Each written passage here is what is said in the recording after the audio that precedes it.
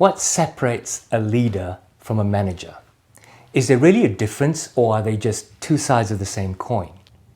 Today I'm diving deep into what sets leadership apart from management and why understanding the difference could be the key to unlocking your true potential at work and in life. Whether you're leading a team, managing a project, or simply trying to inspire others, knowing when to lead and when to manage can make all the difference. Stick around to find out which one you might need work on.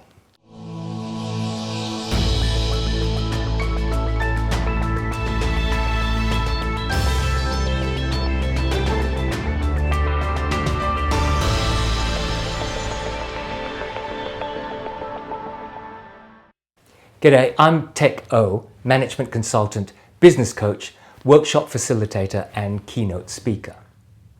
So what separates a leader from a manager? Let's start by breaking down the basic definitions. Management is about handling tasks, projects, processes, and dealing out responsibilities. It's about maintaining order, ensuring processes run smoothly, and achieving specific goals through efficient planning and organization. In contrast, leadership is about inspiring and motivating people. Leaders focus on vision, influence, and driving change. They are the ones who guide their teams toward a shared future, encouraging innovation, fostering a sense of purpose.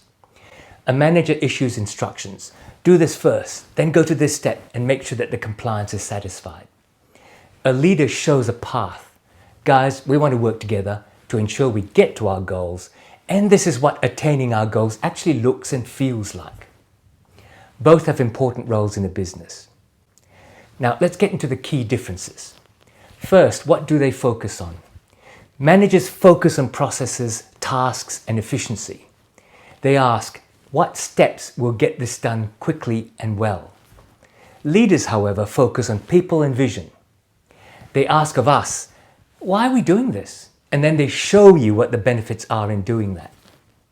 The second key difference is the approach they take. Managers tend to be risk averse, aiming to minimize errors and ensure stability. They work within existing structures and systems. Leaders, on the other hand, are more open to risk. They're comfortable with uncertainty, and they're often the ones pushing for change or taking big leaps. Third is the manner of communication. Managers often communicate in a more directive manner. Clear instructions, defining roles and detailing expectations.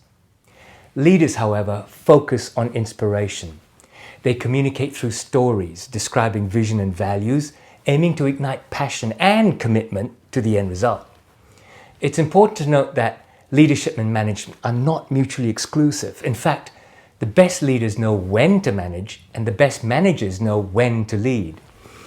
It's about balancing both roles in order to be effective. For example, in a crisis, you might need to manage. You prioritize tasks, you allocate resources, and you maintain order. But in times of growth and development, of finding new initiatives, leadership takes the front seat, setting the vision, encouraging innovation, and driving the team forward. So why does this distinction matter? Because understanding the difference can help you and your business grow.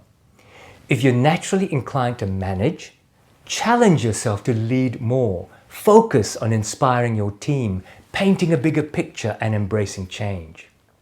If you're more of a leader, work on your management skills. Get better at planning, organizing, and ensuring that the vision you set can actually be achieved. Subscribe to my channel because I'll be bringing up more videos on how to develop vision and goal focus, as well as showing you management tools you can use to organize your life and business. And if you're liking what you see, please don't forget to click on the like button down below and subscribe and click on that notification bell. Now, before we finish, let's think about some real-world examples. Steve Jobs was a visionary leader, but he relied on skilled managers to bring his ideas to life. There are plenty of stories of how he drove his programmers to distraction, pushing them to develop things that were beyond them at first. The managers in Apple at the time, they may have hated his drive, and perhaps he could have upped his communications game a little with more emotional intelligence. But if Apple is what it is today, it's because of his vision. In contrast, Tim Cook, his successor, is often seen as more of a manager, focused on operations and efficiency, but still a strong leader in his own right. Tim Cook's period at the helm shows clearly how Apple has grown in value, not just as the innovative tech company that Jobs led, but also in financial strength, asset value, organization, and business structure. Both approaches are valuable.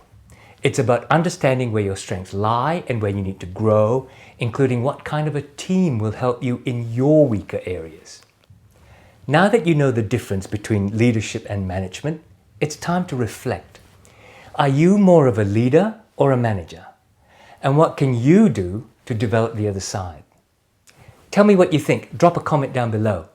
And hey, if you found this video helpful, make sure to give it a thumbs up and share it with others who might benefit.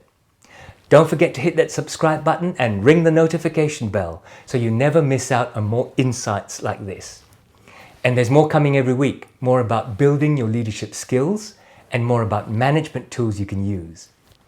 Thanks for watching and keep leading and managing with purpose.